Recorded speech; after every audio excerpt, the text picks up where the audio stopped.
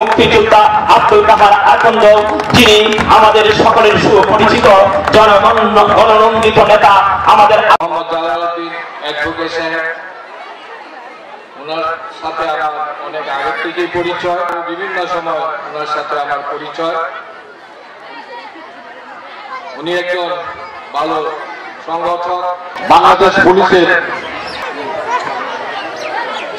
অতিরিক্ত ডিআইজি, সাবেক পিপিএম বা বিপিএম বা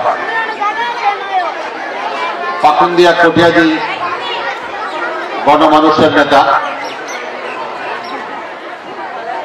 বাংলাদেশের অনেক আলোচিত মামলা তদন্তকারী কর্মকর্তা হিসেবে যিনি গুরুত্বপূর্ণ দায়িত্ব পালন করেছেন এবং আমার জানা মতে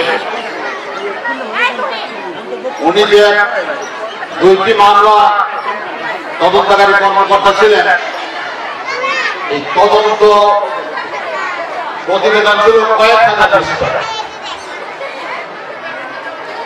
আমাদের শ্রদ্ধেয় জনাব আব্দুল কাহার আকন্দ